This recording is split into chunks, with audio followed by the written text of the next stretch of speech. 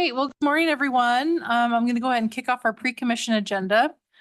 I just want to highlight that our very own Tom Laws and some of our ACHC team are going to be at the Neighborhood Interactive on Saturday. So looking forward to that. Commissioner Hanson and Gold, do you two plan on being there? Since it's Yes, all Boise I've neighborhoods? signed up for the interactive. Okay. Have you at all? No, not yet, but Well, if it's okay if you do or don't, we just want to make sure we notice a right. quorum, so. And so that's for the city of Boise and all the neighborhood associations, for those of you that don't know what that is, so. Very exciting, looking forward to Tom just knocking out of the park. Any general housekeeping items? Questions on the agenda? Madam President, Commissioner McKinney? I would like to request that item 3 on the consent agenda be moved to the regular agenda so that we can at least have a brief discussion about it. Sure, we can do that. Thank you. Any other questions on the agenda? Okay, Director Head.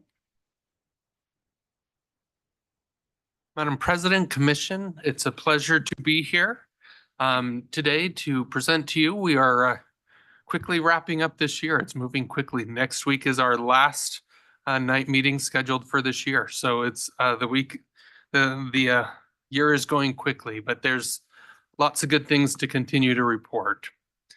First, I wanted to say a thank you to Justin Burge, one of our team members here. Now we don't. There's things that we do just in our day-to-day activities that happen, but I don't think we recognize the sacrifices that our team makes. On Sunday evening at 1:30 a.m., Justin got a call about a tree down on Hatchery. I think it was Hatchery or Duck Valley, somewhere right in that area. And he responded. That's a big deal. Mhm. It's part of his job on call doing those things, but he responded at all hours. And I just think it's important to recognize the work that our team does and the sacrifices they make in their families. I have a few build items that I'd like to report back to you today. First, we're going to start with a great project we partnered with the city of Star on. One of the challenges that was created when the Star Middle School was built was access for people who want to walk to it. And so we had been looking at a few different options. The city of Star had been working with the landowners to negotiate a pathway connection from Floating Feather and Plummer intersection all the way to the school. This would cross a number of properties but provide a pathway that allows the students to walk there without having to be on the busy roads there. We were approached by the city asking us to install a crossing there so the students who live off of Plummer could get there, and we were able to use our rapid program, respond, and get the signal in place. So we're excited to now have a safer route for students to be able to go, working in partnership with the city and having this up and running. This last weekend, well, a few months ago, we received some concerns from a resident with regards to the islands on 15th Street in the north end. Unfortunately, fortunately, we had a resident who maintained these landscaped islands for a number of years, but that resident moved. And so they reached out to us because a citizen had reached out to us because these had become overgrown. Our environmental team took this project on, worked with Nina to partner, and this last Saturday they were replanted with drought tolerant native plants. Commissioner Gold was out there supporting the process. We had staff out there. And then now we are working with Nina on a license agreement so that they will maintain these in perpetuity. So we're just grateful for the collaboration with the neighborhood to make something that does serve a purpose as a traffic calming feature on those roads. to make them safe and a positive contribution to the community. Next, I wanted to share a brief video with you. This last December, our team visited with you about our Let's Get There Safely campaign. And there was a question about the green bike boxes and providing some education. Well, the team just recently completed a video working with our bicycle advisory committee. And we have a brief little education video to share with you. Have you ever wondered what the green box is at an intersection? No, the street's not getting moldy. It's called a bike box, and it helps to keep Boise cyclists and motorists safe on our roads. A bike box is a designated area of an intersection that allows the cyclist to move forward to the front of the line of traffic, making them more visible to motorists. It's marked by green paint and bicycle symbols. Bike boxes are helpful for many reasons. To name a few, they increase cyclist visibility, help prevent right turn bike vehicle collisions, give cyclists time to react to signal changes, and make it easier for cyclists to move more predictably. It's like having a head start on your two-wheeled journey. Here's how to use them. If you're a cyclist, use the box to move from the bike lane to the front of traffic at a red light. Take charge of the lane. You have the right-of-way here. Once the signal changes, bike through the intersection and move into the designated biking space, which may be a sharrow or a bike lane. If you're a motorist, stop before you get to the green box. There will be a white stop bar and a sign that says "Stop here." Remember, right turns on red lights are prohibited in intersections with green bike boxes. Look ahead and behind you and wait for the cyclist to enter the box. When the signal changes, allow the cyclist to pass through the intersection and keep looking. Let's get there safely. Wear bright colors, use bike lights, wear a helmet, and remember to look out for each other. We're always grateful for the service of Lisa and her work in educating, but also just grateful for this opportunity to continue to educate and make the infrastructure used in a safer way. Also wanted to report on a recent rapid project that we were able to complete. Commissioner Pickering and Commissioner Hanson were on a walk. This is the Jefferson, McKinley, Franklin corridor. We walked this about a year ago. Yeah, we walked with the neighborhood to identify some concerns. Originally, this project had come in as a traffic calming request. We had received a request. We did the analysis, and it qualified for traffic calming. Under our current policy, we worked with a citizen and worked on a petition, and that petition was never completed. This is a good indication of the benefits of the proposal that you all are considering with the speed management policy update. That had ACHD led that process, I think we probably would have been a little bit more complete moving forward. However, looking at walking with the neighborhood, we did identify that there definitely is a need to make some enhancements there. I was about at that corner that I watched a student try and cross the street and then have to jump back as a car came zooming by. And so what we tried to accomplish here just with temporary materials was to create a little bit more of some calming, some bulb outs there to try and improve visibility and make this a little bit better. Unfortunately, this project will probably take a little bit of work in order to make these more permanent. The road has quite a crown. You can see those candles kind of leaning out. And so it will take full reconstruction of the road before we're able to kind of make this anything a little bit more permanent there. But we were happy to be able to install some additional treatments there on an interim basis that we could do and make it at least a little bit more safe for the residents there. This last week, our team began deploying the new controllers that you all approved. They went through a process this last year to select a new vendor for our traffic signal controllers. These controllers have good have improved capabilities to address the concerns that have been raised, to meet all the needs, to implement LPI and other types of things. This last week, the team began deploying these on Federal Way, and are working on retiming that. One of the best things, one of the best ways we can build more is making the facilities we have work more efficiently. And so the team is working really hard to begin to deploy these. We're in a process to deploy these over the next couple of years in all intersections.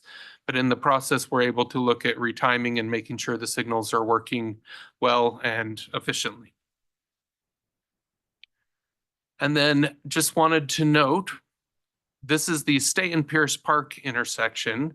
While construction for the project isn't set to begin until December, Idaho Power will begin in the next week or so, beginning to move the power lines. And so while our construction project is quickly coming and a good project to continue implementation of the State Street corridor and the partnership with VRT and the city of Boise here, we just wanted to make sure everyone's aware that construction of the utility changes is about to start. We are going to have a construction meeting with the businesses and neighborhood on December 17th, right before our full construction begins, but wanted to make sure that everyone's aware of this.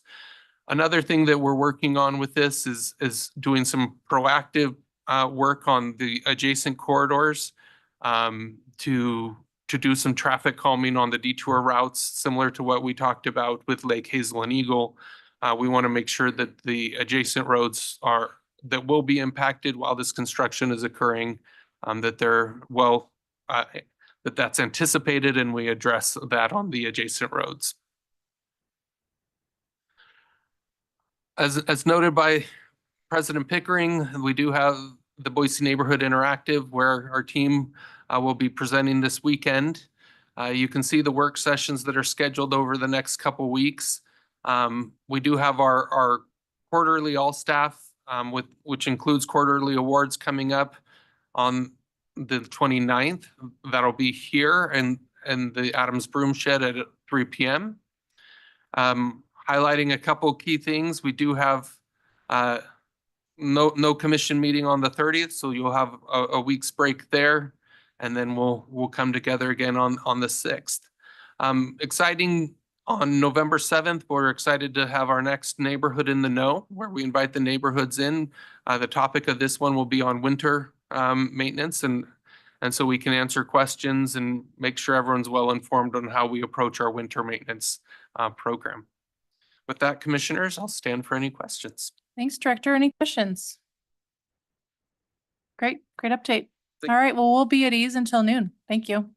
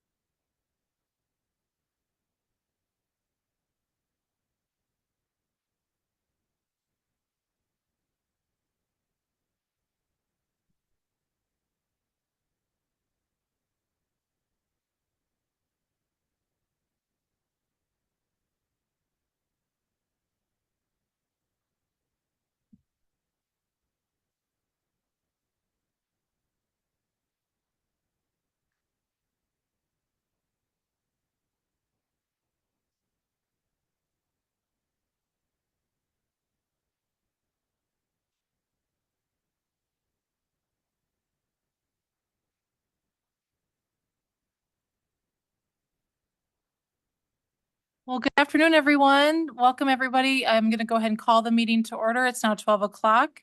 Welcome, everyone that's in person and joining us online. Please stand for the Pledge of Allegiance.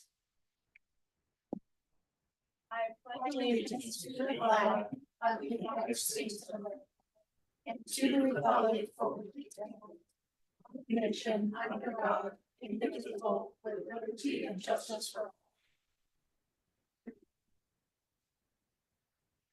Thank you. Is there a motion to approve the agenda? So moved. Second. Madam President, Commissioner McKinney? I believe we need to make a couple of modifications to the agenda. So I would offer a substitute motion to move item 3 from the consent agenda to item number 2 on the regular agenda, and that we indefinitely postpone item number 1 for the work session. Otherwise, approve the agenda as presented. Second. All those in favor say aye. Aye. Any nays? Motion carries. All right, consent agenda. Is there a motion? Madam President, I would move to approve the consent agenda. And since we've already moved item 3, that would include that to the regular agenda. And make it item number 2. Make it item number 2 Yep, on the that'd be regular agenda. Okay. Perfect. Is there a second? Second. Any discussion? All those in favor say aye. Aye. Any opposed? Motion carries. Thank you. All right, so the first item is our presentation of the ACHA Charity Golf Tournament to Operation Warmheart and the Idaho Guard and Reserve Family Support Fund. Mr. Price.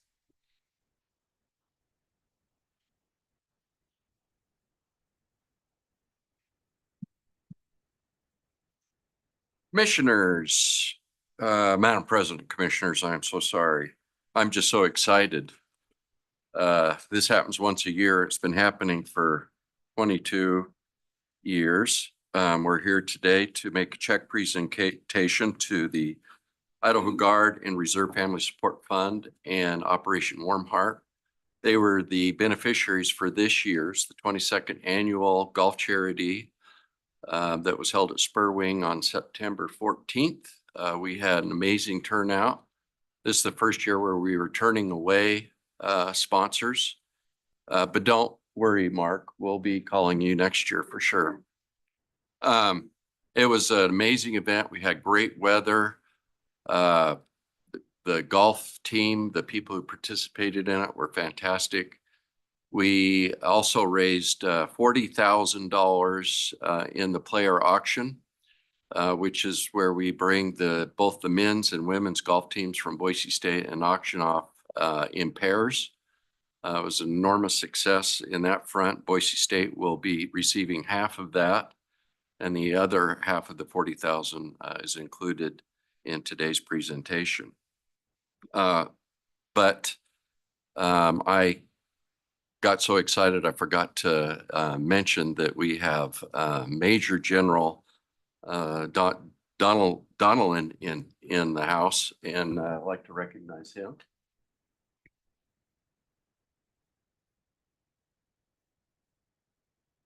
I'd also like to take this time to thank our former director, Bruce Wong. He was instrumental in at least some of the early preparation for this year's golf tournament. And most certainly had a lot of enthusiasm. Our current director, Head had never been to, I don't think, the golf charity. And when I think his eyes opened up, I couldn't believe what an event it was. And so I'm happy to say that we had a great day. I'd like also to take the time to thank Stacy Spencer. She does an unbelievable job. She works her tail off on this. She dedicates a lot of her own time to make this event successful. She runs it from ground zero to today. So thank you, Stacy. Also like to thank Christina, Keeley, what's your name? Dean Cooper. Joe, Shuan, what else we got? Karen, Becca. Diane. Yeah, and Jennifer. Who else we got? Renee, our trophy. Regina back there. Anybody else? And then Justin Ferdine, he no longer works here, but he worked in the legal department a number of years ago. And so I'd like to thank him for everything he did do when he was here for the golf tournament. So with that, Ronnie and Tammy, we got you here. We got to get the commission down. And we'll have the president of the commission present the check.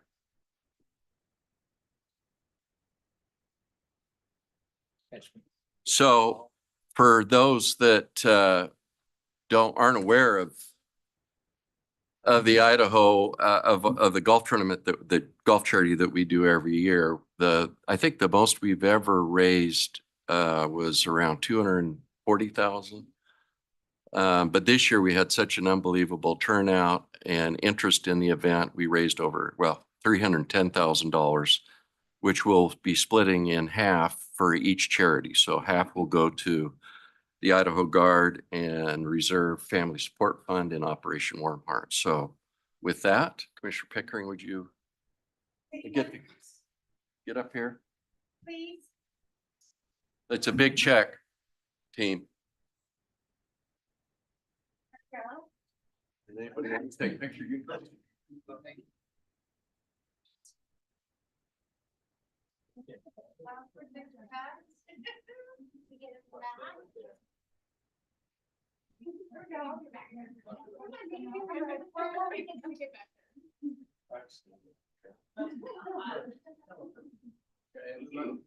Smile. 1, 2, 3.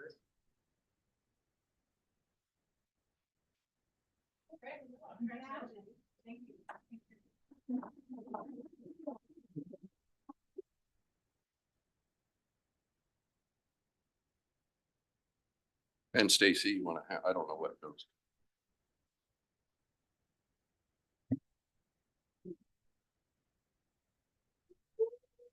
Don't spend it all at once. Anyway, thank you, Madam President, Commissioners. Way to go, Steve. All right, so we'll move on to item number 2, which was formerly item number 3 on the consent agenda. It's the Apple Maintenance Complex Guaranteed Maximum Price GMP Amendment number 1 with McAlvain Construction. This is a request for approval. Jennifer, welcome. Thanks for answering some questions. Do you mind giving us an overview? Yes, absolutely. Madam President, Commissioners, for the record, Jennifer Behringer, Deputy Director of Business Operations. I did anticipate there being some questions, so I've just got a couple of slides to walk through what we have before you for approval. This is to award the guaranteed maximum price number 1. It's the first of 2 GMPs on this contract. This guaranteed max price is a partial package, and the point of this coming to you now, rather than waiting for the entire package, is because our prime contractor, McAlvain, our CMGC, Construction Manager General Contractor, needs to get a head start on some of the long lead items, particularly the pre-engineered metal buildings. And then this also will allow notice to proceed for them to begin with the groundwork while we're waiting for the rest of the package to be built. Within the next 45 days, and honestly, at this point, it's much closer than 45 days, we will be coming back to you with the second GMP, so you'll see the full picture. So as a reminder, with our CMGC contract, we started with a base contract that came before you for approval. That was July of last year, and that brought McAlvain on board for $225,000 to go through while we were working with the architect on the architecture plans.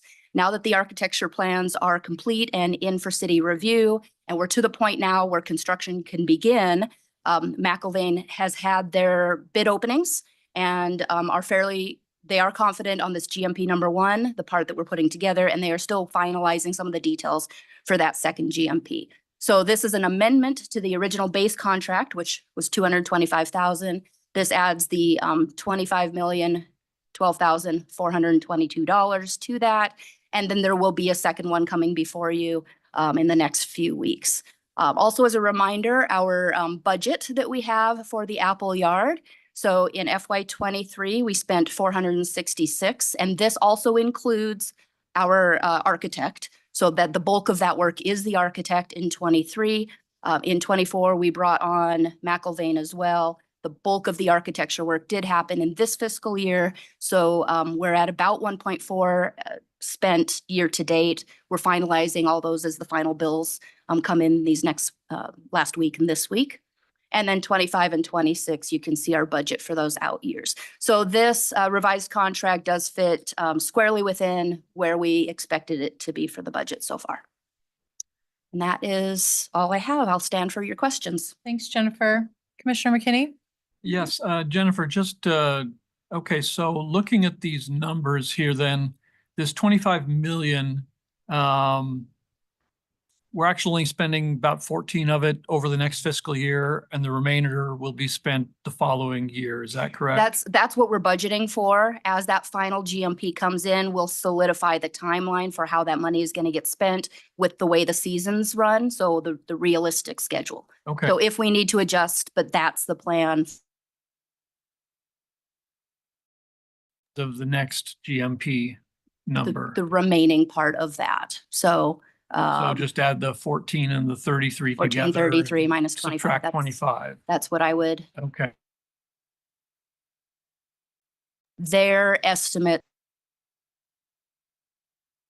60% design that we had. So it's 60% confidence that we'll be fitting in within that budget. And I'm working hard to keep it at that budget so we don't request more money. okay. So this is showing, if my math is right, 47 million over 2 years. And if we subtract 25 from that, that gives us what, 27. about 22? So the next GMP is likely to be in the 22 range. Now, these contracts, it's a guaranteed maximum price, meaning that if there are change orders, if there are things that come up, that's all included, right? We're not having overages We and, shouldn't have overages. The max price is what they're anticipating based on what the subs have bid. because basically, if there are change order situations, that's the kind of thing that under this kind of contract, the contractor is expected to have anticipated those. Right. Therefore, The only change would be if we have any kind of scope change, if something dramatically changes in how we plan to build Appleyard, those are not included in the guaranteed max price. But based on our 95% and 100% design, that's where this guaranteed max price comes in. So the only change would be if we as the owner ask for changes to happen. okay. And are the plans currently at the 95% level right now? Yeah, they're at the city for approval. Okay, so basically, aside from anything the city may request, we figure we've got a final design and away we Yeah. go. And we have been communicating a lot with the city on the plans as we went forward. So there shouldn't be any surprises coming from Okay, the city. and so they're gonna start moving dirt in 45 days or, We plan to Within start 40. moving dirt within the next 30 days. okay. All right. Good, thank you. Thanks, Jennifer. Any other questions? Commissioner Goldthorpe? Those were the same questions I asked earlier this week, so thanks for clarifying. Thank you. All right. If there's no other questions, is there a motion? Madam President, I move that we approve the guaranteed maximum price GMP Amendment Number 1 with McAlvain Construction for the Apple Maintenance Complex. Second, Move and second. Any other discussion? All those in favor say aye. Aye. Any opposed? Motion carries. All right, so we're going to move on to item number 3, previously item number 2. This is a vacation and public hearing and adoption of resolution number 2427 to vacate a portion of right of way. This is a public hearing, so I'm going to go ahead and open the public hearing. And then we'll turn it over to staff, the applicant, and then public testimony. And then the applicant will be able to rebuttal if they want to, and then we'll close it, just so everyone knows kind of the process for today. So welcome. Well, thank you. Afternoon, Madam President, Commissioners. For the record, my name is Carrie Niesel. This is my first time in front of each of you. I'm the Real Estate Management Specialist here at ACHD.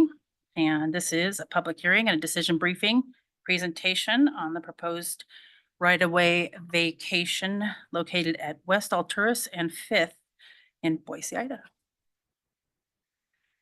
Okay, so ACHD has received an application and a fee of the $2,500 from 5th and Alturas LLC. It's to vacate an unopened section of right-of-way on Alturas Street. It is meant to preserve parcel access and to have room to stabilize any hillside erosion with a retaining wall. The proposal is approximately 4,730 square feet, and it is appraised roughly at $142,000. All right, this map here shows the vicinity of the proposed vacation. You can see it's located in the north end. It's situated there in the transition zone between the valley floor and the lower Boise foothills. Okay, so here we see the site location lying due north of the applicant's residence. It's there in purple. It's encompassing the only current access point to their parcel. The vacation is proposed at 30 feet in width, which is half of the existing right-of-way. This is to leave an area of future access for those surrounding unimproved parcels while still providing enough space for slope stabilization. Okay, this slide depicts the adjacent land ownership and the trail activity in the area. The Huron properties there in purple, now they're currently under development, and when they're finished, they're going to be realigning the trail access that you can see there in the red and yellow. It's that north-south one there that's going to fit right in the 20-foot right-of-way that was previously reserved for them to maintain that trail connectivity for the public between the Huron and the Gann parcels up there. Also, ACHD is going to ensure that the informal trail that you can see there in the red dotted line running east-west just north of the vacation area will be retained in that remaining right-of-way. So it is staff's recommendation that the commission adopt and sign resolution 2427 to vacate the proposed portion of West Altura Street as the applicant has completed all the commission and staff requirements. Now, as part of our review process, you know that we receive comments, and we have received some from the city of Boise that were not in favor of the vacation as proposed, and the adjacent landowners also had concerns. The letter from the city and the comments received were included in the commission's package for this meeting, and ultimately, it is the commission who determines if it's in the public's best interest to vacate or not. So, here are some options that the commission can take today. You can approve the vacation request. You can deny the vacation request or you can defer the vacation request to another time. So with that, this concludes the presentation and I will remain standing for any questions. Thanks, Carrie. Yeah. Commissioner Goldthorpe? I have no questions, but in the finest tradition of at least me, First timer at the club. Thank you. when someone gives their first presentation to the commission, I give them an Olympic style judging. I don't do that for the public, though. Commissioner Hanson? Yeah, Madam President, I just have one question, and that is, when a request is made for a vacation, is there negotiations about, do you really need all of it? Because the description was that for access, and it looks like access issue really has to do with just the west end of the parcel, and yet the request is for the whole parcel, which is quite steep. And so do you negotiate, or do you just simply say, we just go with what you're asking for? Well, historically, it has been our position to always ask that an applicant vacate the entire right-of-way, whatever is there, and not leave remnant pieces. In this particular case, with the trail being there and access to other parcels and some of the feedback we got, we did negotiate with the applicant to see if a 30-foot would be all right. She was more than fine with that. And so we're proposing something a little different to you today for that reason. So, Madam President, I'm a little confused because the description shows it goes all the way to the back of the property. Yes, I'm sorry, The hatch marks on the map, if you go to the map, the garage doesn't even look like it is even halfway through the parcel. If you So zoom if you see in. that typically we would have taken that vacation all the way up to the southern line of the Gann property. Oh, yeah. No, And- I'm saying east-west, not north-south. So, it looks like the slope, the further east you get, the slope is quite steep. The trail comes right to the edge, which I assume the trail is up there. and that the need was for access to the property. So it seemed like just a piece sufficient to use it, what they're using now. It looks like there's already they're already using that as a driveway. So to negotiate like, well, do you need all of that? Or I know it's easier to say, well, we'll just do these straight lines, but hills don't go that way. They go like this. And it's like, well, what do you really need? You just need the flat area, not the slope. Madam President, Commissioners, I'd like to take a shot at that question. The statute requires us, so when we have public right of way, we get a request for a vacation. The adjacent property owners are entitled to purchase half. So the statute splits that public right of way in half.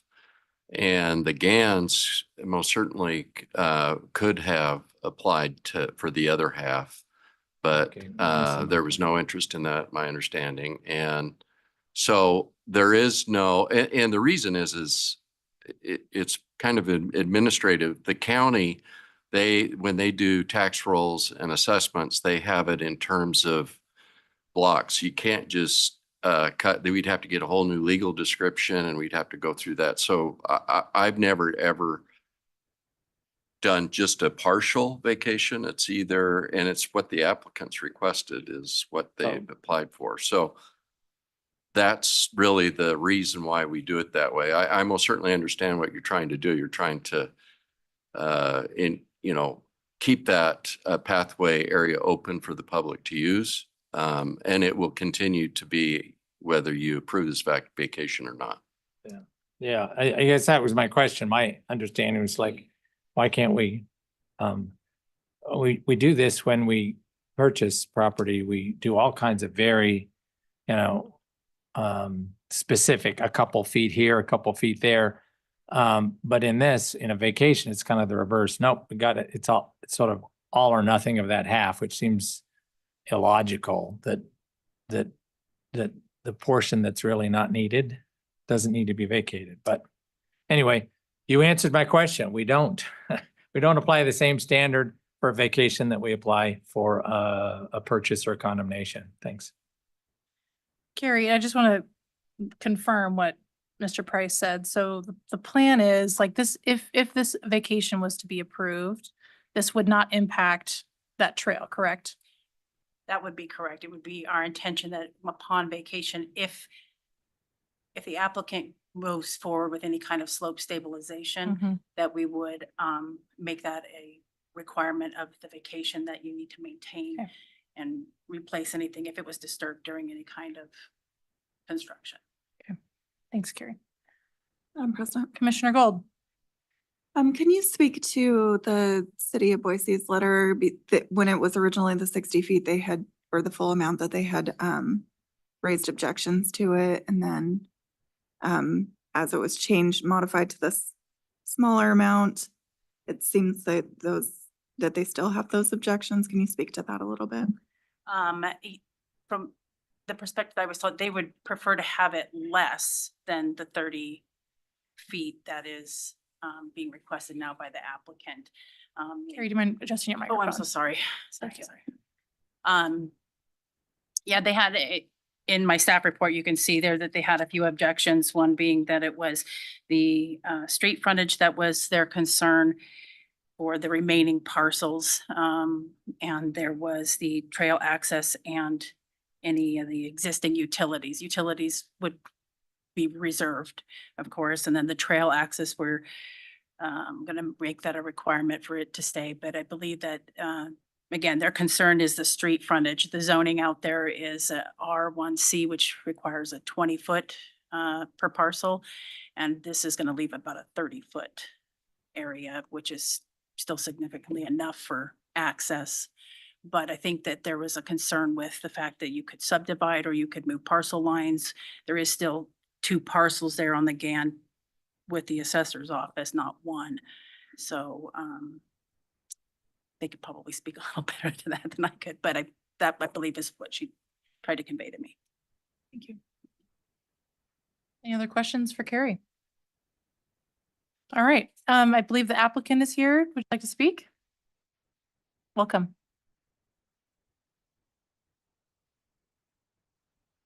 Thank you. Excuse me. Thank you, Madam President, Commissioners. My name is Justin Fredine. I'm an attorney with Hawley, Troxel, Ennis and Hawley. Here, 877 West Main Street, Suite 200 in Boise, 83702. I am here on behalf of the applicant, Fifth and Alt LLC, which is managed by Julie Gendler, who's here today. First of all, we'd like to thank staff for all the effort that they put into this. We know that it has not been as easy as they would have liked, and we appreciate all the work that they've done to get us to this point and appreciate their support. Certainly, we echo their recommendation that this vacation be approved. As you're well aware, really the only question that's before you today is whether the proposed vacation is in the public interest, and I would respectfully submit that it is. For several reasons. First and foremost, the right-of-way in question really serves no purpose for ACHD at this point. Alturas Street will never be extended to the east, both due to the existing development as well as the difficulties in engineering the slope to go up that direction.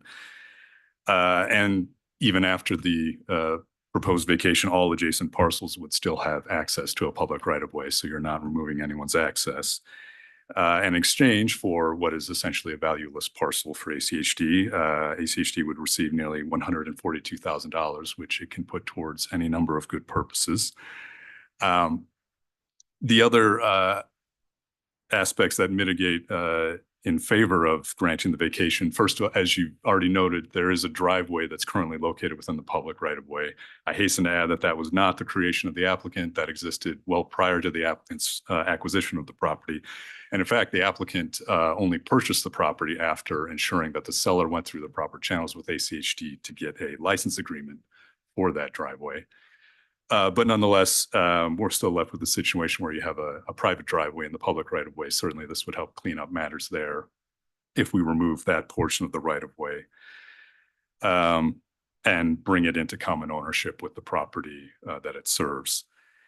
And then additionally, and perhaps more significantly, you've already heard some reference to slope stabilization. There is a significant concern here. The hillside is already eroding onto the applicant's property. And the applicant's intention would be to stabilize that hillside. They've already engaged the land group to do some design and engineering work. And if the application is approved, then would move forward with stabilizing the slope, not only for the benefit of their property, but also the benefit of the other surrounding properties as well. I will hold off on addressing any of the opposition or competing comments at this point. I'll save that for my rebuttal, but I'm happy to answer any questions that you may have at this point. Madam President? Commissioner McKinney. Yeah, just a quick question. You mentioned the access issue of surrounding properties. The Gann property is kind of off there in the corner. What's the access situation there, and how would this vacation affect access to that property, especially with the trails that go through and the provision for, the space and the allowance of those trails to continue?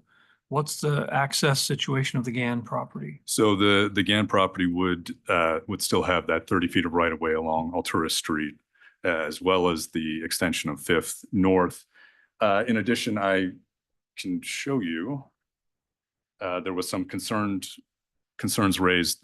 There was a license agreement granted to the Ganns for construction of a driveway serving that property.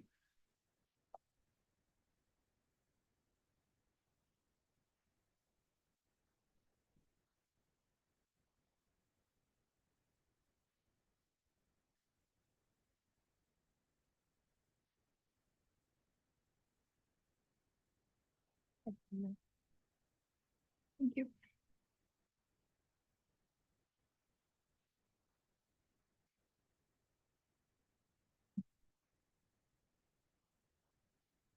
So this is the map that was included in that license agreement. You can see the depiction of the driveway there. The portion that I've highlighted in yellow shows the proposed vacation. So it is outside of the proposed driveway, would not affect it. In fact, would probably benefit the proposed driveway by, again, stabilizing that hillside and therefore making it easier for them to engineer and construct the driveway. So is this something that the GAN property owners are actually proposing? Or is this, It's a license agreement that they've obtained. They have not done any construction and in fact are actively marketing the property for sale. So, I can also add that they were, as staff mentioned, the GANs were approached multiple times throughout this process by the applicant. The applicant offered to do a joint application with them, which would vacate the northern half for the benefit of the GANs. They declined to participate in that. I guess as I look at this, this would have a significant effect on those trails that we've talked about. But really, I guess that's a separate matter, a separate issue aside from this vacation. Right. If anything, the trails would be affected by what the GANs are proposing to do, but not by what the applicant is proposing to do. The applicant, as you saw on the map, really those trails don't impact the area to be vacated. If at all, the applicant is happy and willing to accept the condition mentioned by staff that any work they do would not disturb the trails to the extent that they impact the vacated property. Okay, thank you. Thank you. Are there any other questions for the applicant? Okay, thank you, Justin. Thank you. All right, we're going to turn over to public testimony, public comment. Is there anyone that would like to address this item? Yes, we have Doug Baker.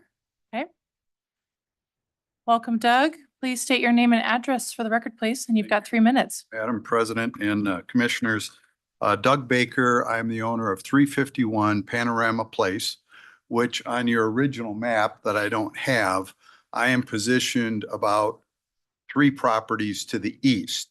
So my property, I would like to get that map up if we can really quick, I don't know if it actually went all the way over to mine. but It- it'll be just helpful for us to it- orient. it- So, thank it- you. There it is. So the Coughlin property, the next property, I'm the 3rd one over. That one right there. Okay. I've had- Oh, you'll need to go back Yeah, to the go back mic. to- Yeah. Thank you. This issue came up several years ago by the previous owner, to my knowledge.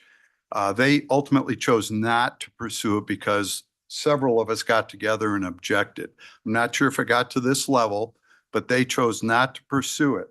And part of the reason is, from my perspective, I had a survey engineer firm, K&M, Joe Pochner is the principal, come out and walk the property with me.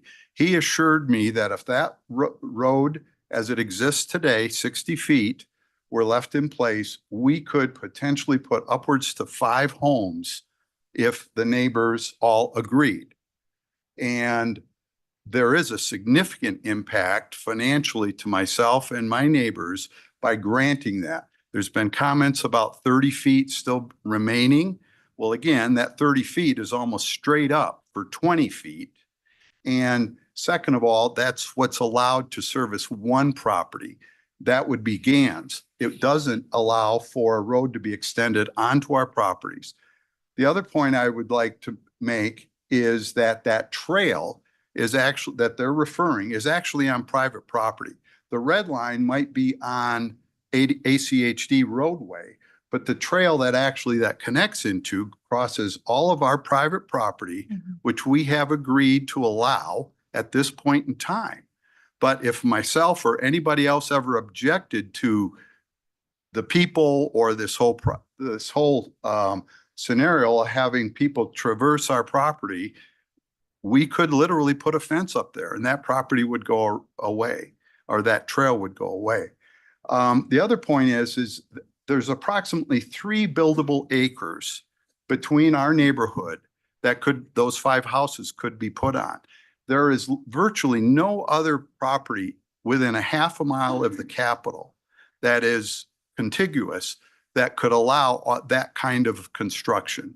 So my argument is the 144 that ACHD is willing to accept for that sliver of property of 30 feet literally prevents any of us from moving forward as a group or individually to develop our respective property at the bottom half. So there is a significant financial impact by granting that. It's a relatively small amount of money to the coffers of ACHD, but it dramatically affects our property. I've been there for over 40 years. Most of my neighbors have been there, our long-term neighborhoods. This is the second effort by the owners of this particular property in the last couple of years to do exactly what they're trying to do and do a land grab that affects all of us. So I would request that this board denies that request unless Thank you. they're willing to compensate us financially, not just the You're right. county. Time. Thank you. I have a question for you, though. Do you mind staying up there? Yeah, thank you. I appreciate your point about the impact that means, right, to create access to potentially those additional homes. But like how, I mean, we know how hard it is in this economy to band together and actually build on, especially lots like this. Like how realistic is that for you to, one, work with these adjacent 4 other property owners? Like how serious are you guys? And yeah, I think I'll just leave it with that one. Well, real quickly, I guess I would answer that by, I don't have that answer. I mean, we have had discussions amongst the neighbors, and the feeling is that when this came up a couple of years ago and it was denied, we didn't have to put any further effort into that process. Right now, I'm not a developer. I would have to get outside counsel and effort to do that. I can't say that I'm willing to jump on that today or tomorrow, but the fact is if this was approved for one party, it does affect 5 other neighborhood adjacent properties. And I just think that that's a wrong approach. It's the wrong, and I don't even know if it would be a precedent to allow one group to dictate to 5 others what they can do or not, regardless if they're willing to do it today or tomorrow or the next owners down the road. And I would go one step farther. If we were compensated for our property, my objection would go away. And I would even be willing to pursue a scenic easement, at least across my property, that would protect that trail in perpetuity. And I believe, based on those discussions with my neighbors, they might entertain that as well. But there is value. And at the very minimum, $142,000, if they're willing to do that to buy property, that should be compensated to us as well, because we're losing that opportunity forever. Thank you, sir. Is Thank you. Any other questions? I'm sorry. there anyone else that would like to testify on this issue? Mr. Mike Coughlin. Welcome, Mr. Coughlin. Madam Chairman and Ada County Commissioners, my name is Michael Coughlin. I'm a retired orthopedic surgeon. I worked at St. Luke's and St. Al's for 42 years and have lived in this community my entire life. I've lived on this property. My parents built this house starting in 1952. So I've been there longer than Doug. I've actually been there 72 years. So I know this land well. And I know that this access that we have at the bottom comes actually into the Coughlin property. And we've talked about it for years, that this is sort of the keystone to this area. Now, I talked minimally with the staff. I would complain that the staff did not stay in contact with us in spite of numerous attempts to talk with them. We've been left out probably because we tee into this as opposed to our adjacent on either side. I'm willing to give them the benefit of a doubt on that, but we've not been really included in this. And I can tell you that I think it's a really tough thing to landlock this. This is totally surrounded by houses except for this one spot. Now, Dave Thordar said, well, you do have access up above, but commissioners, if you look at Summit Ridge and Panorama Place, their house is all the way along there and there's a fairly steep area. So that access doesn't give you any access into this. Now, ACHD says you just have to have access to it, but the only access to the lower area is the Alturas right-of-way.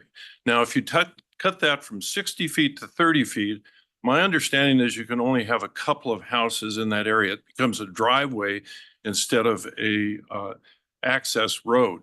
Yes, it would be expensive. I studied in Portland and San Francisco before coming back to my hometown, and there are far steeper areas that have been well utilized for workforce housing or for high-priced condominiums.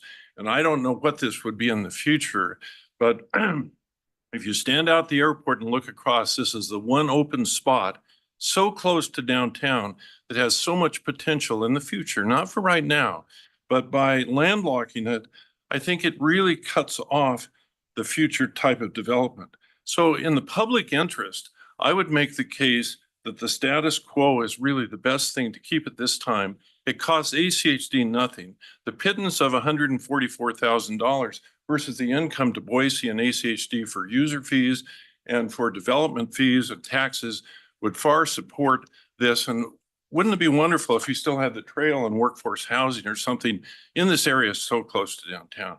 So I would make the case to hold the fort here, to do the same thing we've done before, not rush into this, and to really just keep the status quo. Thank you very much. Thanks, Mr. Coughlin. Next, we have Kevin Kaplik. Kevin?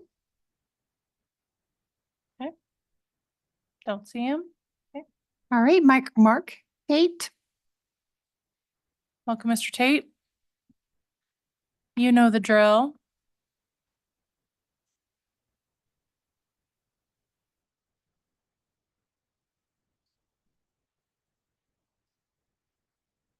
Good evening, evening. I'm not even Afternoon. here at an evening meeting. I only do controversial things.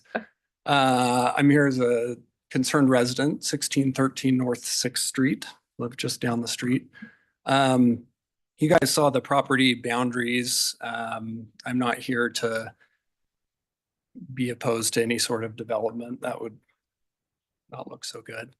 But I do love trails. So if you know me personally, that is a real passion of mine. Been on this WIMBA board for many, many years and been on a lot of trail days and love this area. So there is a lot going on here with the development up the street and trails. We're working with that developer to make sure that that connectivity gets put back in. And I do want to say thank you to the property owners up there that a lot of these trails are on private property, some public property, and they've been used for a long time with their permission. So that's really great of them. You can see zoomed in a little bit, there's a series of trails. Some of them are getting moved around. Some of them aren't really usable right now due to construction. This area in particular, as you guys pointed out, they're looking at taking their whole half, which would be 30 feet. And walking out there, you can see the 30 feet essentially touches the trail. So if this dedication or vacation were to happen, I'm not sure exactly what the side yard setback is, 5 feet or 10 feet in that area. On the adjacent development, it's 5 feet. So you could rest assured there would be a structure ultimately 5 feet away from that trail, which is certainly too close. So I'm not here to say that no vacation should be done. 30 feet is definitely not the right number. That dark line that you can see is kind of the toe of the slope. Doesn't work on that. But anyway, the dark line that goes diagonal across there is really the toe of the slope. It's pretty flat underneath that. So if you were to consider granting any of the vacation, I think the most that would make sense would be 15 feet. They're talking about the GAN property and the driveway. Again, if they did take a driveway into that property, I've seen that design. It's a 15% slope with a switchback, and I've built or working on building some impossibly crazy roads, and that would definitely fall into that category if it ever got built. But anyway, 30 feet, it would be a big problem in the future trying to shift this onto the GANs and that side of it. And I don't think that's very advisable. You can see the slope, how steep it gets at the bottom of it. So I think Commissioner Hansen's comments about, you know, maybe looking at actual topography here and what is needed versus not needed could be quite smart. You can see the trail up there. It's pretty well improved. It's hard to get to right now, given the construction wiped out the bottom of it. But people are still bear crawling up the side of the hill to try to get up there currently. So that's all I had to say. I think the applicant mentioned that this is not used or not a property that should be important to ACHD. And I would say that it is used quite heavily by the public. I do appreciate ACHD's focus on multimodal transportation, not just automobiles anymore. And I think this as a public property falls squarely into that category. And until a trail is not being utilized by anybody there, it doesn't really make sense to vacate the property. So thank you very much. Thanks, Mr. Tate. That is all I have signed up. Is there anyone else that has not signed up that would like to testify? Okay, applicant, would you like to have a rebuttal, time for a rebuttal? President, just the question is, no one here from the city, I assume? I mean, I don't see anyone. we have jurisdiction over all kinds of things, but the kind of concerns that have been expressed is the city's job. Is no one? Okay. I guess that answers. Welcome back, Justin. Thank you, Madam President, Commissioners. Yes, I'll just use the time I have left to respond to some of the comments that have been made. First, I guess maybe I would address, as Commissioner Hanson raised, the objections raised by the city, and staff already addressed this. Frankly, I'm not clear on what the city's concern is. They've focused on frontage, and as you've seen, we're going to leave the northern half of Alturas untouched. So there's no change to the frontage of those properties. And as stated, they will still also have frontage along the extension of Fifth as well. Regarding Mr. Baker and Mr. Coughlin, with all due respect, they're talking about plans that are purely speculative at this point. There are no concrete plans, no applications. There's no, frankly, evidence before you of any feasibility to redevelop these properties. They have access already existing from Panorama Place. And if they're planning to subdivide their properties, they can certainly provide for access to the newly created parcels if and when those parcels would ever be created. I would also note for the record that similar to the GANs, the applicant did reach out to Mr. Kablik, who represents himself at least as a representative of Mr. Coughlin. And Mr. Kablik balked at the appraised value of the right-of-way and said he would want to negotiate that down, which, as you know, is not how this process works. So again, I think that also points to the feasibility and likelihood of anything actually happening there. With regards to Mr. Tate's comments, the applicant obviously will have to comply with any and all setbacks. The applicant has no plans to build anything near the trails other than retaining walls and landscaping. They're not planning to have any sort of structure that would encroach anywhere near the trails. And again, obviously would have to comply with setbacks and, as has already been stated, is willing to preserve the existing trail to the extent it's already there. In summary, really, this application is in the public interest because it will solve the existing driveway and erosion issues. Again, not only for the benefit of the applicant, but also adjacent properties as well as the trail users. There will be no impacts on the access to the adjacent properties. And once again, this right-of-way, which really has no value to ACHD, will be compensated for at the rate of nearly $142,000. So that would be the extent of my rebuttal, but I'm happy to answer any additional questions you may have. Commissioner Goldthorpe.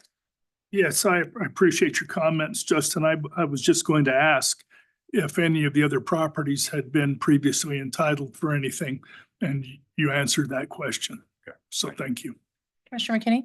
Yeah, Justin, let me just ask you hypothetically, how would your client feel about a vacation that's a reduced amount? That is to say, a 15-foot wide strip rather than 30 feet that would solve the driveway issue, but would also leave a greater space in case in the future there is some development that actually is pushed forward for that adjacent property to leave enough room for that. What would you feel about that? Yes, the applicant's concern is that would be sufficient for the driveway issue, but there's a real concern that it would be insufficient for the slope stabilization concern. As I've said, they've engaged the land group to engineer this and look at it. And it's uncertain at this point whether, the prior figure floated was 18 foot, for example. It's unclear at this point whether that would be enough due to the steep slope in order to engineer something that would adequately stabilize that area. Would it then not be wise perhaps to answer that other question first? To see what is needed to stabilize the slope and then Well- seek the property that would allow that to happen? Yes, so they've determined that 30 feet is adequate. So that determination has been made. I guess specifically, I don't know that they've started running the numbers backwards to determine exactly how small they could grind that down to make it so it would still work. But I can tell you that 30 feet has been determined to be adequate from an engineering standpoint. And that's the current applicant's request. Okay, because really the question that I'm asking is would something less than that possibly be adequate? And it sounds like we don't have an answer to that question at this point. Correct. That's unknown at this point. All right, thank you. Madam President. Commissioner Gold. You did make the comment that no structure will encroach on the trails, and then the picture that was shown to us shows the 30 feet abutting the trail essentially. So Correct. can you elaborate on that a little more? Or does that fall into the, we don't know because you don't know? No, I mean, there may be a retaining wall that comes near to that area, but no, the applicant isn't planning to build a garage or an extension of the home that would get close to the trail. So there's the only thing that could be termed a structure would be a retaining wall that would come close to the trails, but it's not like they're planning to build a house right up to the edge of the property. And again, setbacks wouldn't permit that anyway. Does that answer your question? Okay, thank you. Commissioner Hanson. Yeah, thanks. Appreciate this. As you know, Madam President and Justin, as you know, what the use of the property is today could change in the future. And you indicated that there was no plans on the Coughlin and Baker and those properties up the slope that currently connect to this right of way. There's no plans for them to subdivide or to develop. And then you also said there's no plans for your client to subdivide or develop, but the ability of them to do it if they no longer had access to an unopened right of way would be different than the ability of your client who would have access to a right of way, to that portion of the right of way. So it seems to me that whether or not somebody has plans today to develop something really has no relevance. If it's in the future, they could go and subdivide and develop and put in a bunch of ADUs or do some other. Their rights aren't deed restricted, I assume. Your clients, neither are theirs. Isn't that correct? Yeah, I understand what you're saying, Commissioner Hanson, and that's true, I think. But we do have an applicant before you with concrete plans, who is making plans, is prepared to act upon those plans, and is prepared to pay ACHD in order to carry those forward. Whereas you have other adjacent property owners who essentially would like to hold this hostage for potential future development of their properties, which again, those properties do have existing access, and any subdivision could account for that and take access from Panorama Place or some other point. So that would be my comment on that. It only reflects on the assumption that there is no public value. And clearly there is some public value to the value of property adjacent to this right of way and their ability to develop in ways that your client would be able to develop. And so the argument that there is no public interest at all in retaining this right of way, it seems to me isn't quite true simply because somebody has plans available today versus somebody who doesn't have plans available today. Because this is in perpetuity. Once it's gone, the only way to return it to the public for public access would be to purchase it or to condemn it. Understood. But again, we would be retaining 30 feet of right of way, which would provide access at least to Mr. Coughlin's property, which could then, in theory, also be extended to other properties as well. Any other questions for the applicant? Thank you, Justin. Thank you. And I know we're a little out of order, but I noticed that Ms. Bree Brush representing the city is on. Steve, are you okay if we pivot to her really quick? Oh, Bree, do you mind speaking to your guys' letter and the frontage? Because I'm also a little confused as well. Could you speak to that for us, please? Sure. I don't know how specific I can be. I hadn't planned to speak today, but really just to lift up Deputy Director Zelag's comments on the frontage to the two parcels located directly above this property in question, and then preserving the informal access to the North End Native Plant Reserve. I do believe our staff has discussed with your staff an option that is not the full 30 feet, closer to what Commissioner McKinney said, sufficient enough space to bring that driveway into compliance, which could be 15 to 18 feet. Just what I'm told by staff, but that's all I really have to add. Thanks, Bree. I appreciate that.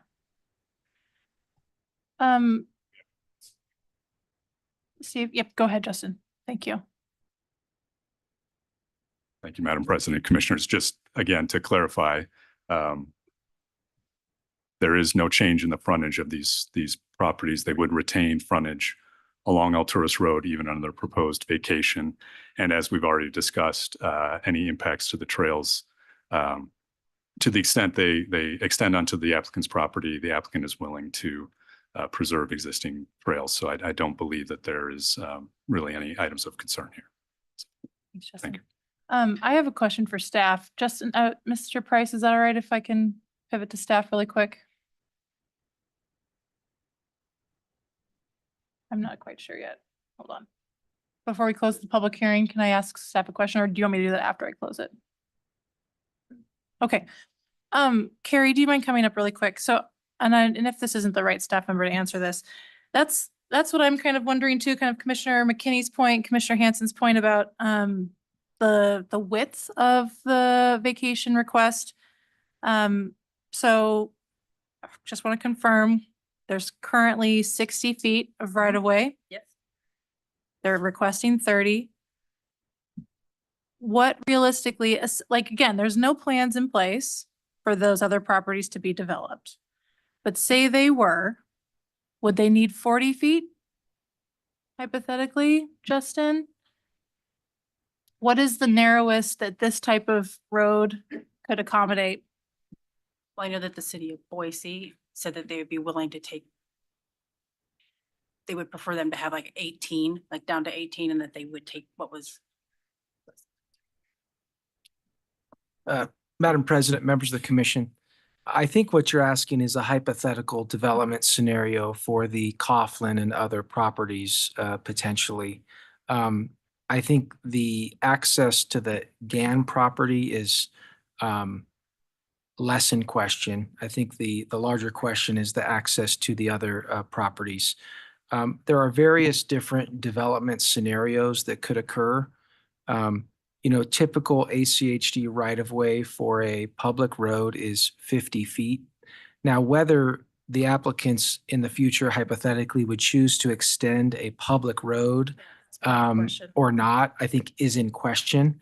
There are other options for access, which would include private roads and other things like that that could potentially access an area like this, depending on the type of development. It really is hard for us to say how this would ultimately play out. What I can say is the only property that has access now or frontage at the stub of Alturas is the Coughlin property. Those other properties would have to work through some type of agreement, whatever that would be in the future. And staff really can't speak to that because we have seen no proposals. We have no idea what that would be. And whether there is a desire to extend a public road into this very hilly area, I think is also in question. All of those questions, though, would be dealt with in detail when and if some type of application were proposed in the future. Yeah, thanks, Justin, for that. And because again, like that's my thought was, could this even meet thresholds to be a public facility? And hypothetically as well, could they negotiate with the GANs to make an easement as well to increase access to the Coughlin property? Madam President, members of the commission, yeah, many things are possible. And it was stated tonight, and I think this is a true statement, although may be disputed by the other adjacent property owners. These properties do have access to the public right-of-way from the top of the hill. Now, the feasibility of bringing a public street down from the top or bringing a public street up from the bottom, we can't speak to that. We have seen no proposals related to that. But they do have other access to public right-of-way. That seems to be clear based on what we have in front of us today. Thank you, Justin. Madam President, Justin, before you Commissioner go. Hanson, did you have something though? Yeah, go ahead. Oh, Commissioner McKinney. McKinney can ask a question. I have a Well, and I question for guess, Justin, too. so I guess that, the one question was the feasibility of potentially in the future, hypothetically, if development were to occur, could you put an access from Alturas Drive up to the Coughlin property and others perhaps adjacent to it? Could you do it in a 30-foot wide space? And it sounds like the answer to that is that seems unlikely, though it's possible. And of course, it depends on all kinds of factors. We've got lots of geotechnical issues here, lots of slopes and so on. But the question, I don't know if this is more a legal question or more a technical question, but as a highway agency, we have right-of-way that we preserve for the public. Some of which, around the county, there are lots of places where there's right-of-way that we hold that isn't being used. But we hold it because of the future possibility that it might be needed and might be used. And so this question gets right to that, because the possibility of the lower portions of the Coughlin and other properties, the possibility they might develop in the future at this point is purely speculative. At the same time, do we not maintain right-of-way in places where it may or may not develop in the future, something adjacent to it, but we hold the right-of-way anyway because of that question for the public good, right? Because that's kind of the criteria that we're judging on here today is it in the public interest to maintain this right-of-way? In this case, it would be for the possible future development of adjacent parcels in some way that right now is speculative, but could happen. Is it in the public interest to maintain this or sell it off, recognizing that if we sell off part of it, once gone, it's gone forever, more or less.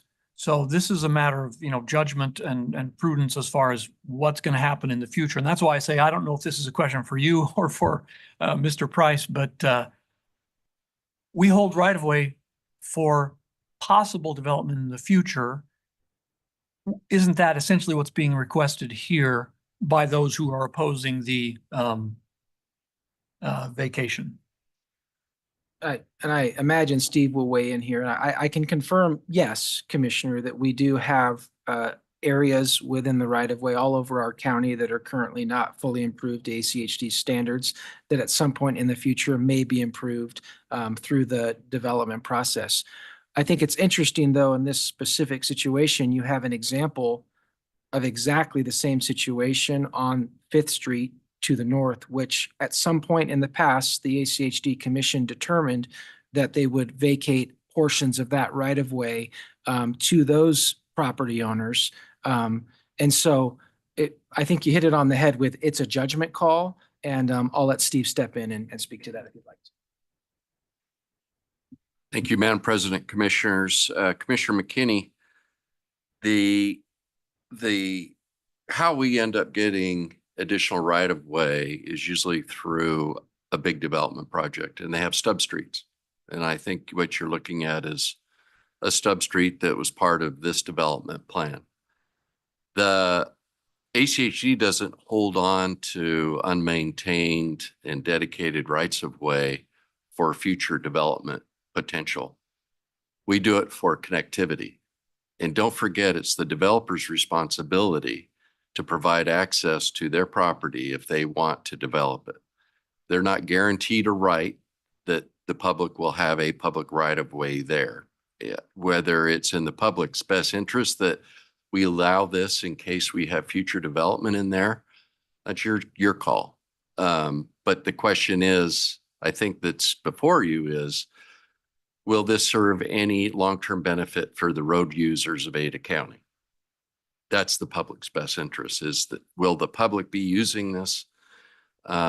Is it a logical extension of the public right of way? And it was a stub street. I don't have any doubt in my mind that that was dedicated to the public to provide future access to those properties, whether they developed or not. It's never been utilized as an access. The one thing that the statute says is, like I mentioned earlier, it thinks of right-of-way in terms of halves. If they split the right-of-way in half, the statute, so one property owner, adjacent property owner can buy it, and the other adjacent property can buy the other half. The GAN's elected not to purchase that. The other thing the statute requires is any existing utilities or easements that are in that public right-of-way have to be maintained. The one thing that I just caution you is from the dais to start measuring the feet that you think that, if you don't think 18 feet isn't in the public's best interest, then how do you think, 30 feet is, or how do you think 60 feet is? Most certainly that whatever the commission decides, if you do alter the number of feet that you believe can be vacated, the applicant will be required to start all over with the vacation process, because we have due process requirements. We have to have a very specific description of the right-of-way that's proposed. In this instance, the applicant has proposed half. If you think that something less than that, then the applicant would have to resubmit and go down that route with a lesser distance than the 30 feet. Thanks, Mr. Price. Mhm. Well, I think at that point, I'm going to go ahead and close the public hearing. I did Commissioner have, Hanson. I did have a question for Justin, and I couldn't understand why ACHD would be, and maybe it's, my assumption is that an easement won't work anymore, that we won't give them an easement to access their property the way they've been using it, or a license or a right, because apparently we've been doing that for a long time. That property owners had a written agreement with ACHD. Yeah, you can access your property. So they've been able to access their property. They're not paying property taxes on that portion. So it's actually an extra little benefit there that they're property taxes. So is there a problem with us continuing to offer access? We don't do that anymore, or? Madam President, members of the commission, no, I don't believe there's a problem with the property owner, the applicant, accessing their property through this right-of-way as they have been for all these years. I believe the applicant stated they did secure a license agreement for the driveway that exists. They could also, if they so choose, potentially secure other types of license agreements for other improvements that they wish to make within the right-of-way.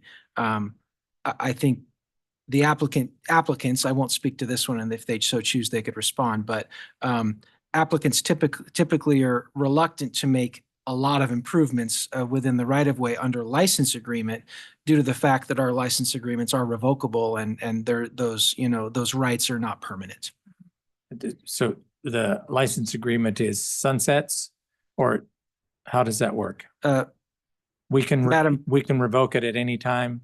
Okay. Correct. Yes, There's no, Madam President, Commissioner Henson, there's no sunset. It's just they are revocable, that ACHD for reasons of the benefit of the public can revoke those license agreements if necessary.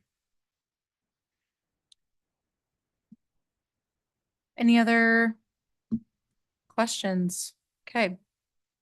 Commissioners, Yes, Madam President, Commissioner Goldthorpe, I would make a motion that the adoption of resolution number 2427 be approved.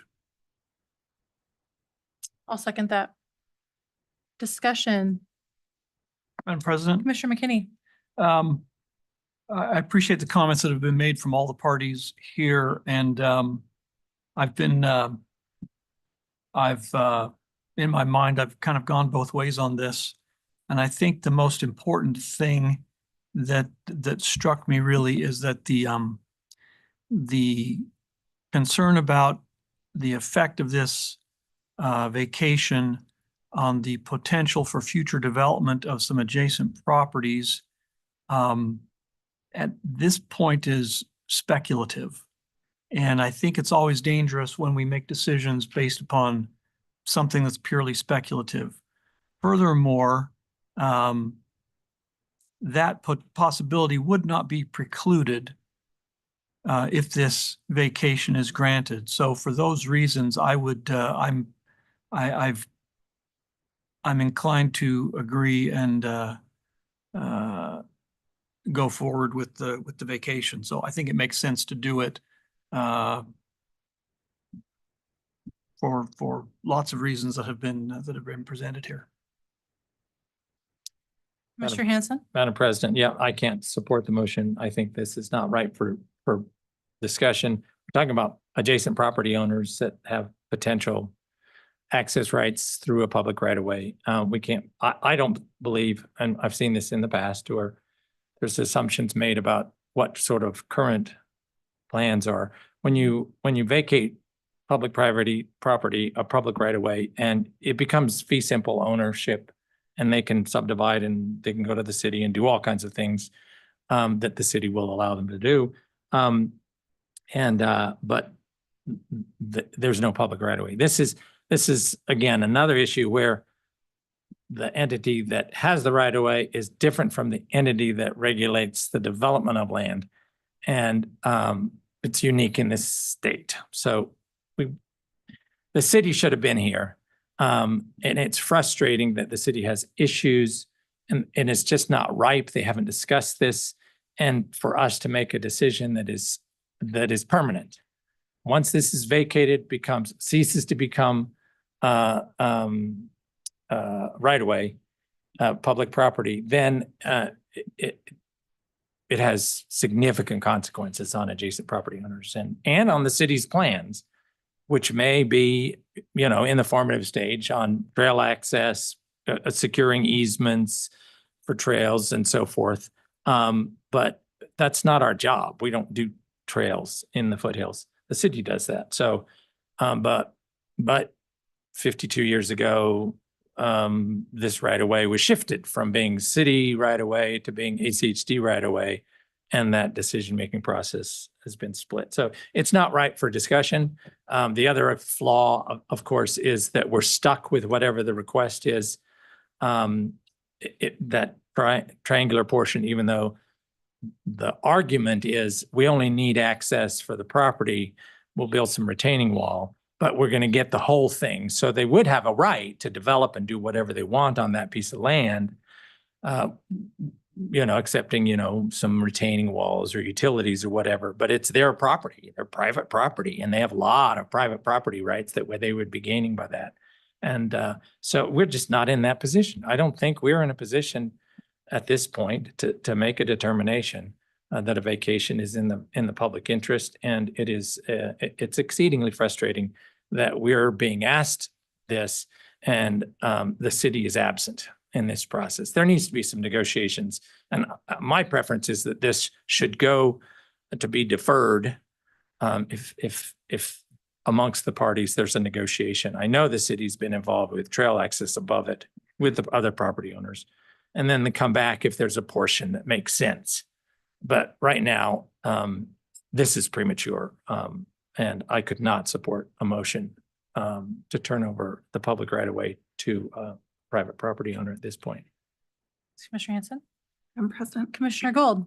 Yeah, thanks. I agree a lot with Commissioner Hanson's comments. I think that, the city raised objections and concerns related to access on, trail and private property. And it sounds just from Bree's comments that the city probably sees a path forward that is a different amount than is being requested, which would require us to defer that or remand it back, which requires the process to start over, which just leads me to feel like it's premature as well. The applicant also stating that, just in terms of the retaining wall plans, not knowing what all is needed for that at this stage. And so I would agree that it's not in a place where I would feel comfortable supporting the motion to make that determination.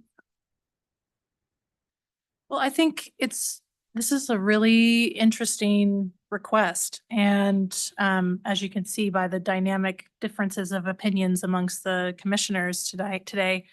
But I think what's really something that's weighing on me is the fact that there is erosion. There is this impact on the slope, and that needs to be addressed. And also some of these properties, right, they've been there for 70-something years. And haven't been developed. There's no plan for development, but there still could be opportunity for development. And I think especially with the fire risks that we're seeing, the overall erosion in the foothills as well. Like, obviously we are not, to your point, Commissioner Hanson, the land use partner. We can't really speak to whether or not the city would approve those plans for those homes to be installed. But I just see a ton of barriers to seeing that happen in the hypothetical sense, and given the fact that there is no plan to subdivide or do that. And then there's still several paths forward, albeit challenging, but there are also paths, especially given the fact that this slope in this area is just challenging to work with and build around as well. So I'm supportive of the motion, but happy to hear any other rebuttal if that's the case. But Commissioner Goldthorpe, did you have anything beyond that? Okay. Anything else? Call the question. All right. Yeah. All those in favor, say aye. Aye. Aye. Opposed? Nay. Motion carries. Congratulations. All right, we're gonna move on to, and thank you both for being here. All right, we're gonna move up to item number 3. It's the authorization order of condemnation for Fairview Avenue, Locust Grove Road, ACC project number 320012. Parcel 24 and 30. Mr. Sirdar, welcome.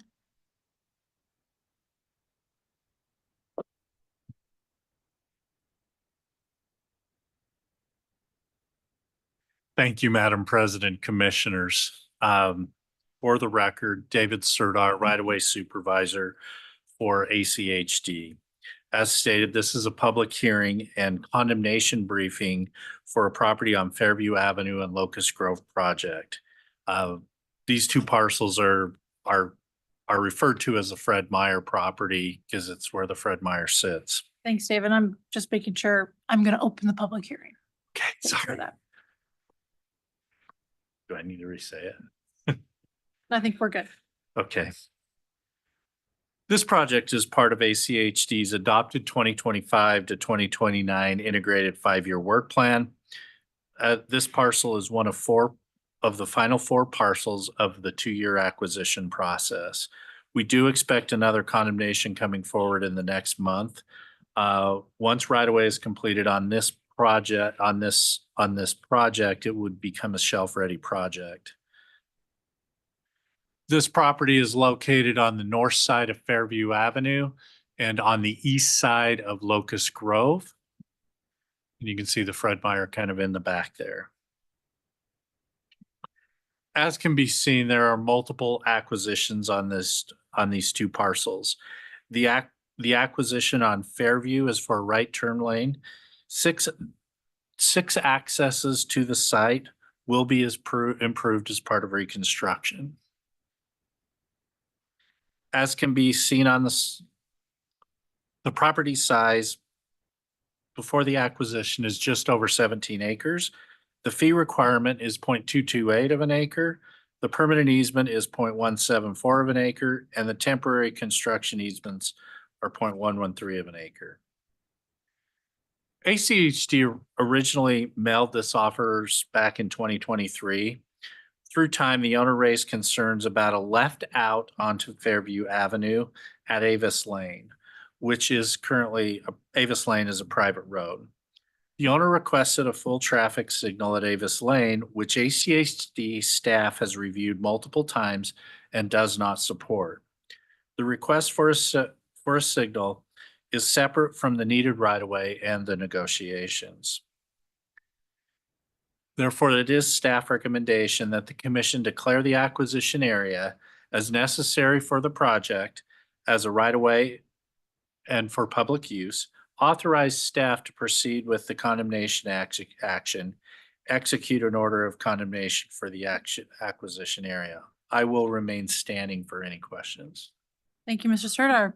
Questions for staff?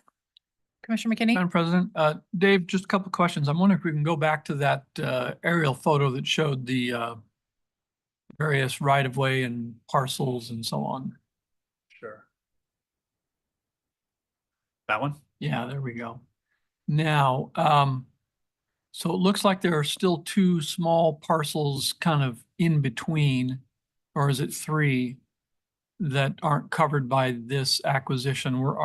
Are those already taken care of, or are those still to come in this project? Madam President, Commissioner McKinney, those those parcels are actually acquired.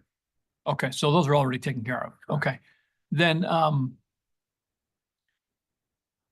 let's see. The status of the negotiations at this point, then with the property owner. So we're not in agreement. Is that kind of where we stand? Madam President, Commissioner McKinney, correct. We've had multiple meetings with them regarding this access, which has essentially been holding up their signing or agreeing to our offer to them. And at this time, since we've told them the last time in writing that we are not going to build the signal, we have not been able to they have not been in contact with us, and we have not been able to get to an agreement. And the place where they're seeking that signal there, what did you call, what's the name of the street then? Is that the one on the right-hand side of this image? Madam President, Commissioner McKinney, correct. You can see it actually says Avis Lane kind of up on the far right, just below the site map legend there. So that's where they'd like the signal. And Avis Lane is not actually part of their property, or is it? No, it is part of their property. It It's is a part of it. private road. Okay, all right. For the records, Steve Price, General Counsel, Madam President, Commissioner McKinney, this came up kind of late in the negotiations, and they're obviously trying to get a light at that. The problem is our design of that project, we're ready to go. And to stop our project and then insert a light into our project, that would be unfavorable for the continued development of that project. It most certainly a delay. What we told the applicant is, okay, you want a light there, then we're going to go ahead with our project. And when we're done, you most certainly can approach the district, apply to have a light put there, and it'll be at your cost. Or we could do some cost sharing in that. But we didn't say, no, you can't have a light forever, ever, ever. We just said, this is bad timing. We'd like to get the intersection done, see how the improvements have, impacted the road conditions and how it operates, and then they can apply, and we can consider at that time, but it would be under a separate process. Steve, where would this light be that they're at? Where is it? Here or here? Like, would that even be feasible? For the record, Diane Bevins, Deputy Director of Projects. Madam President, Commissioners, I could Yeah, speak thanks, on a few Diane. more points on this. I believe we have a couple more slides. Thanks for zooming in. A little bit, and to talk about that they have 7 accesses to Fred Meyer property. For this, after the project, there will be 4 right-in, right-outs, 2 full access points off Locust Grove. And Avis Lane is already a 3/4 movement. They do have the left in. So the only additional movement it will allow would be a left out. And we've said no to the signal. I think it's a little bit more certain than how it's been described because the signal is too close to Locust Grove. It would affect the intersection at Locust Grove. We have a PHB just 250 feet to the east. It's also too close to that. So then we would have to remove the PHB in order to install the signal. And we think it's a better access for pedestrians at Webb Way. In the design, it could possibly remove another left in for a different property owner. So it's getting a left out for one property owner and closing a left in for another. So we'd have to weigh those options. And for the record, Fred Meyer only owns a Vest Lane. They do not own the 4 parcels around on the north side or the south side. We've already acquired the right of way for all 4 of those parcels. So we would then have to go back to different property owners other than Fred Meyer to buy additional right of way.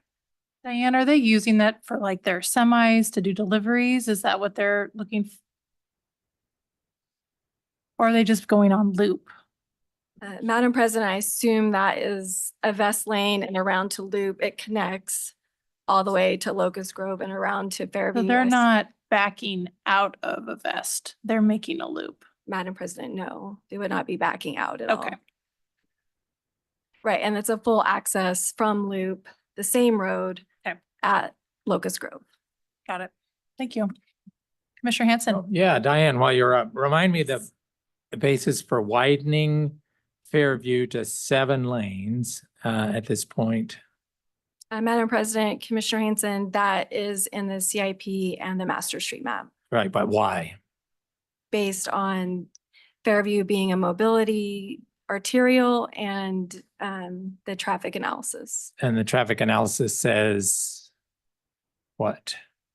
I assume it says there's a need for 7 lanes. To address the 15-minute peak hour delay at the intersection?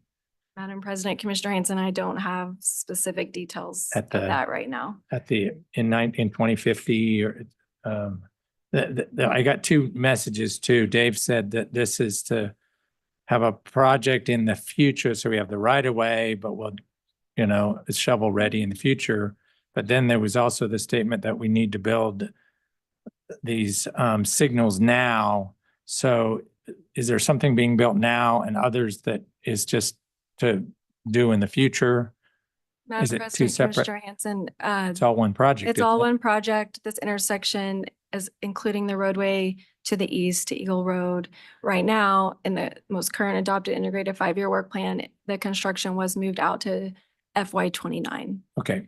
And so the intersection and the widening of Fairview, 7 lanes, is in the plan. What is the estimated cost that we put in the budget? Madam President, Commissioner Hanson, both projects together is about $14 million. $14 million. Okay.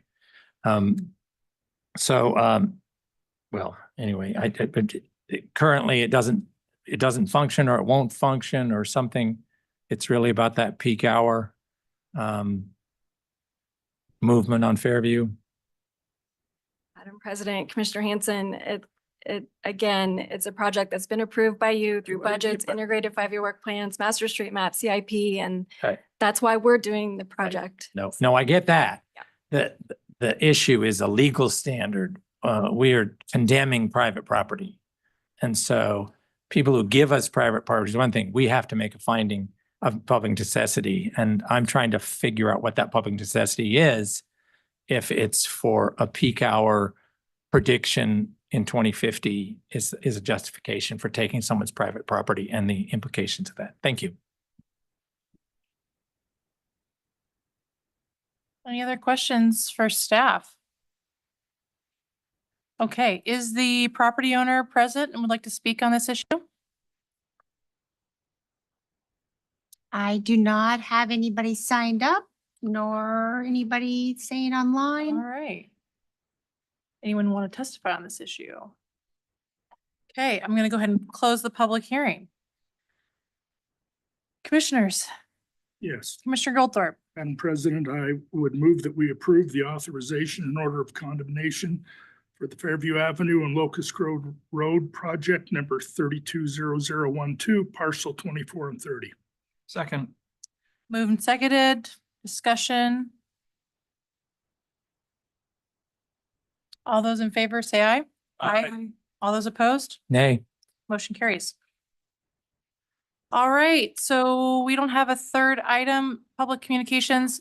John, I think you probably heard that we deferred the work session. So would you like to come up? All right.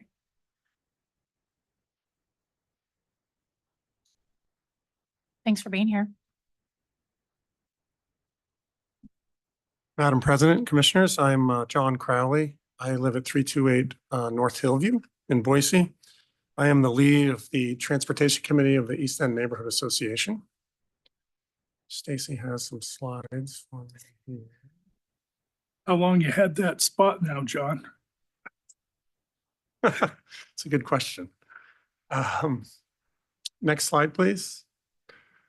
So, Oh, you have a clicker. oh, I John. do. Where do I, this one? Let's try that. There we go. Yep, there you Okay. go. A few items just to go over here today. First, just to remind you of who we are here. Safety is our priority. And as it says, improve safety for walking, cycling, and driving with an emphasis on crossing for pedestrians and cyclists and reducing vehicular speeds. Here's our current committee members. We've added a gentleman that I didn't get on there today as well. And I should tell you that Sheila and Cindy are both past presidents of our board and are longer on the board. Our new board president is John Magnan here today. Janet's a relatively newer member, as is Brad, and there I am, the chair at the bottom. I'm here today. One of the things I want to do was thank ACHD very much for the work ongoing in our neighborhood with the Warm Springs concept study. I came and talked to you guys about 3 years ago or so, if I recall, and later that month we did a walking tour. The decision was made to fund the study in fiscal year 2023. The public involvement process and communication have been very well done by Edinson and other staff, and as well Pearson at HDR. We recently had some rapid implementation work done on Jefferson, McKinley, and the Franklin corridor. And Matt, I don't know how to say his last name, executed on that. I had a lot of help from Ryan in his previous role, and then as well, Justin came for the walkthrough tour that we did just a little over a year ago. So that was well done, and thank you very much. Neighbors are very pleased, so appreciate that.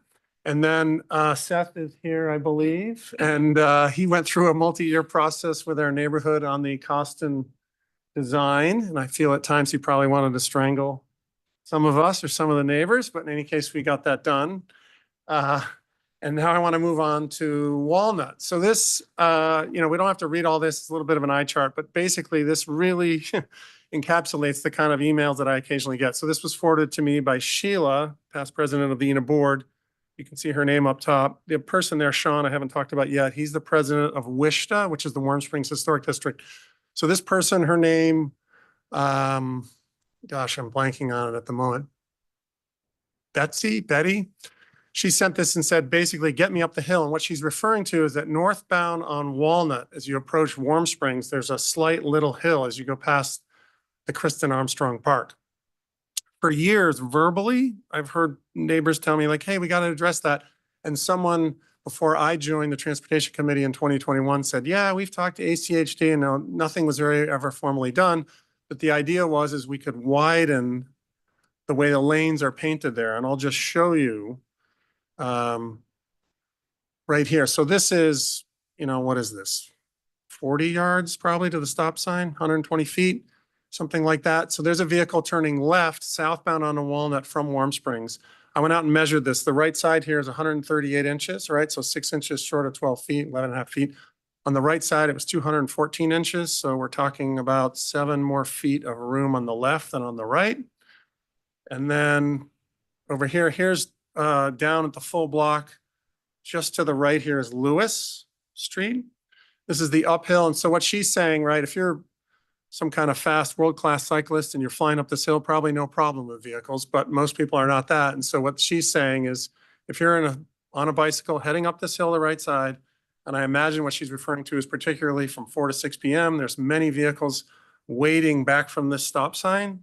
I don't know how many I've ever counted, but probably as many as a dozen at times throughout that 2-hour period are waiting to make a right on the stop sign onto Warm Springs, or for you guys here up front this way.